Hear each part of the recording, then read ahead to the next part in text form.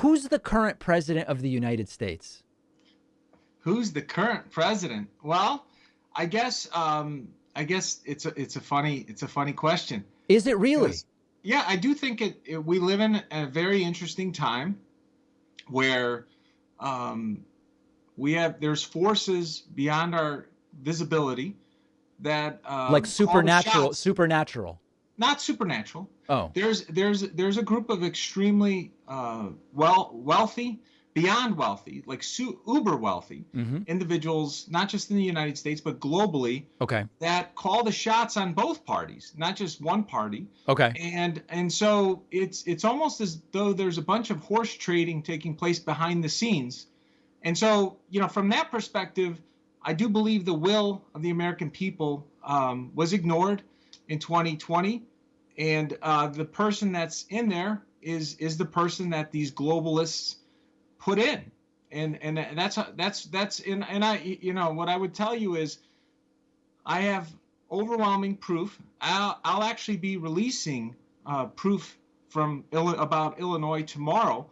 General Flynn will be in town. I have a fundraiser for my campaign. Ann Vandersteel, Doug Billings, Jovan Pulitzer, Liz Harris from Arizona, Edward Solomon, who's done mathematical work on proving that our elections across the aisle, folks, the uniparty is very real, and frankly, it's undermining you and me. Okay, I'd but so much Bobby, rather. that's a lot. So let's take it piece by piece. Sure. Who are the rich globalists that you're talking about? Well, there's a corporate class, Okay. a global corporate class that exists that considers themselves to have more rights than any individuals within any nation state. Who are they? CEOs of major global corporations But are can you some. name some specific people? So, like for example, think of BlackRock. BlackRock controls $9 trillion of assets through their structure. He's been in control for over 30 years. Okay. Who That's else? one. Bill Gates is one who parlayed his fortune in Microsoft into other areas. Okay. So you can argue that Elon Musk is one who's kind of like leaning from left back to right, possibly right for the first time in his life. Okay. That's another one. Michael Eisner of Disney used to be one before he retired. Mm-hmm. There's always this legacy wealth that we all know exists, like the Rockefellers, the DuPonts, for example. The DuPont family backed the individual running for U.S. Senate in Pennsylvania. There's like 4,000 DuPonts. And, Okay. And so it's not like one boogeyman. I got it. It's a bunch of people. Okay. And so, do you trust the results from Pennsylvania from earlier this week, where this right-wing guy who believes the election was stolen in 2020, Doug Mastriano, he won on Tuesday? Do you trust those results or do you question them? I think that that the results are what's the word I would use is they're probably manufactured to some degree. Yes. So I think it's across party lines. So Doug didn't really win. Well, first of all, here's my question: is if we were playing a board game, you and I and two other people, and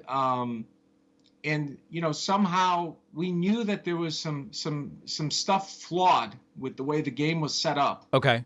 And we were playing, and one of us ended up winning, right? But we knew that it was flawed massively. Would it really feel like a win? Okay, but I'm asking a different question, and I love this because we're really getting down to brass tacks here. In the November 2020 election, Joe Biden was awarded the state of Pennsylvania. Do you believe Joe Biden won in 2020 in Pennsylvania? Absolutely not. Okay. And let me explain how. But I'll let you explain it, but I want to just make sure we go sequentially. 2 days ago, Doug Mastriano won in Pennsylvania's gubernatorial primary. Do you believe he actually won? I think that I have not looked at the data to make that assessment. Oh. So I looked at the data with regards to 2020. I actually broke out all 67 counties of the state of Pennsylvania, and I showed how they had destroyed entire last names of voters from both Republican and the Democratic side to create the outcome that they wanted mathematically.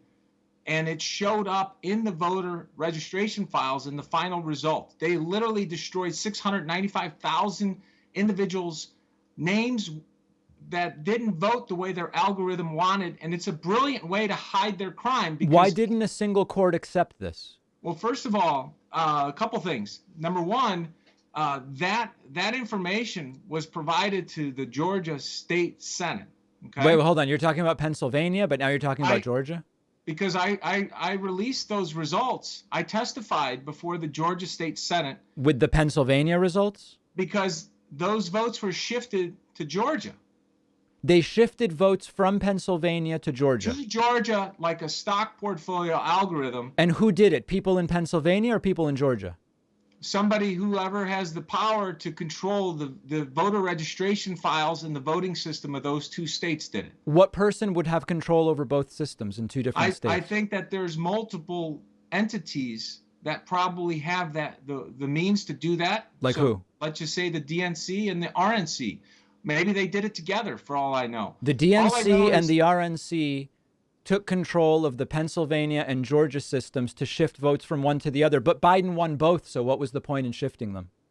Because once again, I think they do some horse trading behind the scenes, both parties. Okay. And they collude to create the outcome that they agree upon based on these mega donors. All right. So to go back to the question, who's currently the president? Do you have an answer you can give? I think that right now in the international arena of the world, President Biden is recognized as the president of the United States. Do you believe that someone else, like maybe Trump, is actually the president? I have no information to make that kind of judgment or assessment. Okay. So no, I'm not living in a delusional world.